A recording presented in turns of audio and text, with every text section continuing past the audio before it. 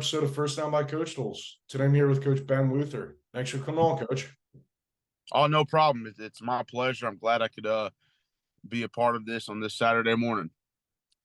So Coach Luther and we first connected over Twitter, and he is an offensive line coach at East Central Community College down in Mississippi. So to kick things off, can you just share with the audience a little bit about your background and how you ultimately got into your current role? Yeah. So, I'll be 34 in about a month. This is going on to believe year 13 of being a football coach. I'm originally from South Mississippi. Was born in Louisiana, but I consider South Mississippi my home, Picayune. And played high school at Picayune Memorial High School. Played for Dodd Lee, and from probably my junior year in high school, I've kind of known I was wanted to be a football coach. Initially, I wanted to be a strength coach, but then also I always had an interest in football.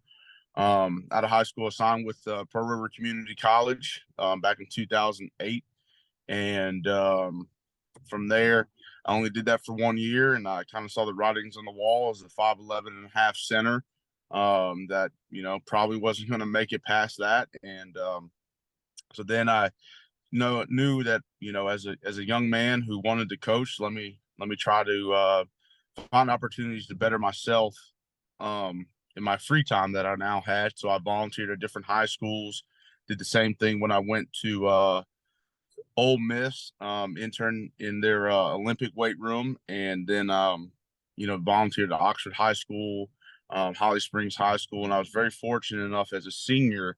Even though I was an Ole Miss student, I got to do a internship at the University of Alabama with their football strength and conditioning when Scott Cochran was there, and was at a coach's clinic, and met one of the coaches that I consider one of my mentors, William Jones, at the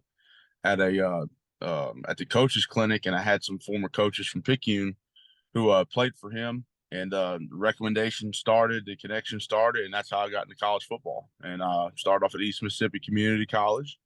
Was weight room, D-line, assistant D-line and assistant weight room. And then went to Pearl River Community College when the DC, William, went there. Met another one of my mentors, Jim Jones. And then I was his assistant offensive line coach. And then I was the program's strength conditioning coordinator. And then from there, GA to UT Martin, assistant O-line, tight ends with Kevin Bannon, another one of my mentors.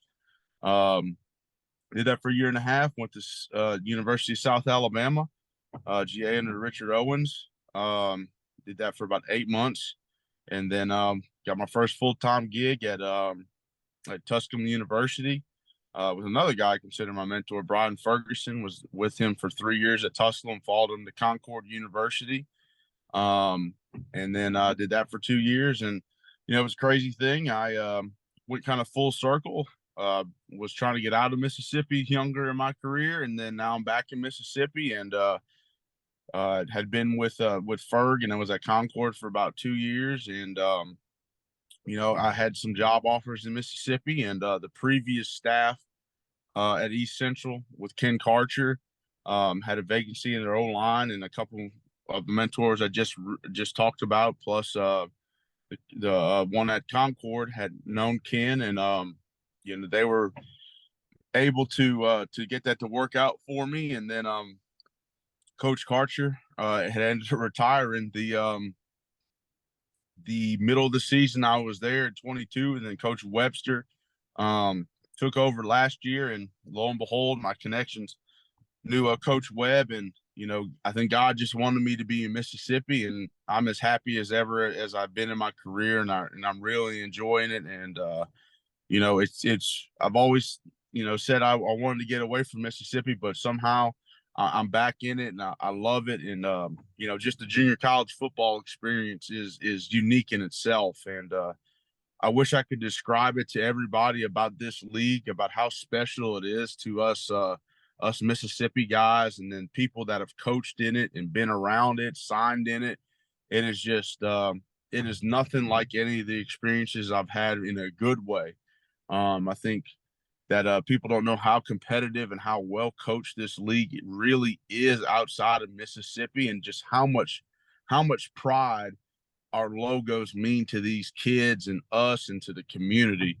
And it is a very, very, very, very, very, very, very competitive league, from games to recruiting. And you always hear any given Sunday in the NFL. It's really any given Thursday in our league. And I'm happy to be here and to be part of Coach Webster's staff, and be back in Mississippi. That's awesome.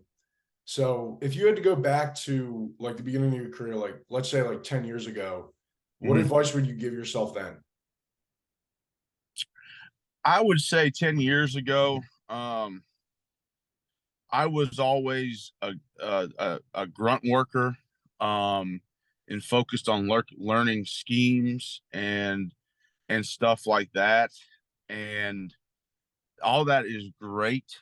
10 years ago, I think I should have focused more on the people aspect of it. And I started to do that later on in my career, because it's a people career. I think that people get caught up with trying to find the next best scheme and all that. But in reality, you got to get your guys to play for you. You got to get your coaches to want to be around you, and you got to be an approachable coach, and you got to be able to make the complex as simple as possible. So, I started diving into that stuff later in my career. I think that the people aspect is very, very, very overlooked. And that I think that was probably the biggest mistake that I made was, and I think as a young coach, some people like to wear that coach badge a little bit, and they forget how it was to be a player. And they need to we all need to understand the communication and the bridges of getting players to be around us and play for us. Yeah. Yeah. And, I think you still have a lot of time. Like how old did you say you were? You're just turning 34? I'll be 34 January 3rd. Okay. So yeah, you still have a lot of time. And how do you think you're gonna like in the future, like apply what you've learned over the past 10 years? Well, I think that I try to apply the things I've learned at each place, depending on when a situation comes up. When it comes to like the communication stuff, we're all different. We deal with so many different personalities, so many different backgrounds, so many different ways that these kids were coached at their previous institution. And you got to find a way to reach these kids. Some kids you can be firm. Some kids you got to be firm and patient. Some kids you got to sandwich. Some kids you just got to be hard on all the time. Some kids you got to dive in a little bit more and make sure that that they're okay, because you don't know what these kids are doing mentally. So it's a check system. I think early on in my career, I was always, as an offensive line coach, it's a thankless position. You could correct every single thing daily, and it's important to me that I make sure that, whenever I get an opportunity, I try to throw something positive in there if I can. Sometimes you can't. Sometimes you gotta be able to do something, even if something small. And in our setting, we're the strength coach. We're seeing them on our lunch break. Some kids even use my washer and dryer, man. So, whenever I have a chance, like my daughter, she lives in East Tennessee and she's on campus, I make sure that they see me with her, that she's interacting with the people, and interacting with my guys, or see me interact with my wife and stuff like that, so they know that it's more than ball. And I thought that was one thing that I learned. And you know every day is a learning curve, to reach different people. But I've tried to take things from different people everywhere I've been and apply that the things that I liked, the things that were necessary, or if I've reflected on and try to piece them in different elements, whether it's with the kids or in the office or just setting routine or boundaries or something like that. Yeah. And it's cool to hear you talk about, just continuously learning because, no matter how far you get, and I'm only like 2 years into my career. Like I Mm-hmm. graduated college 2 years ago. And it's Mm-hmm. cool to have these conversations like this right here is episode 55 of the podcast. And Mm-hmm. having had talk to a lot of experienced coaches, what I've found is just that the greats are never done learning. And, it's cool to hear Right. you talk about that. Yeah. And, one advice that I would give to coaches, and I try to do this as much as I can. We're on the road a lot. Like I'm in my van right now. So one thing that I do is I try to listen to a podcast, like just a positive podcast to get my day going. In years past, I would listen to audiobooks, like John Gordon, John Maxwell, because we just don't have time to sit down and read, you know?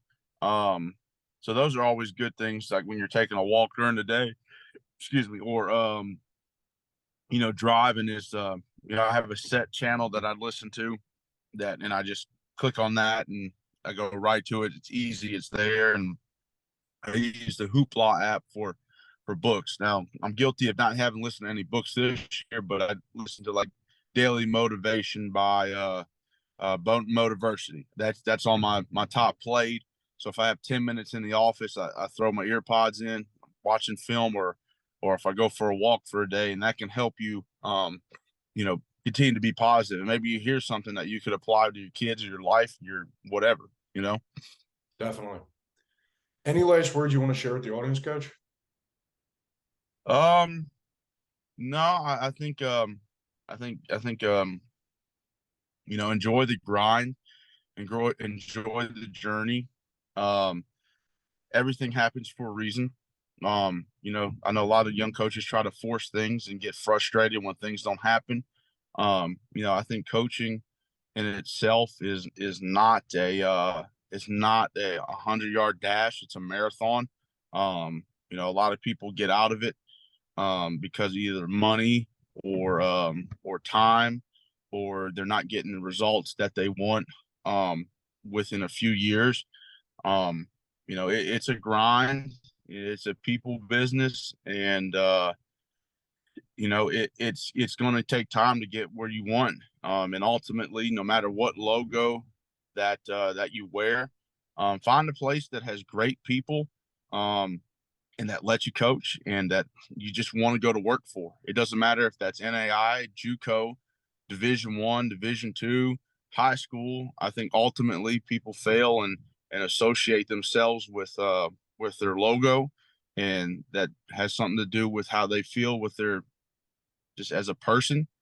But ultimately, if you're in it for the long term, you need to have people that around you that are positive and that are going to bring you up, and you just want to go to work for and go to bat for every day, because this is not an easy job. It's not an easy job for your family. It's not an easy job for your family if they're at distance like I am. So, find a place that you can pay your bills and also just be happy and enjoy the work, because we spend so much time with each other and coaching football, and I don't think the general public understands it, but we're human beings as well. So don't compromise your health for a logo. Thank you again, Coach, for sharing today, and best of luck as you're on the road.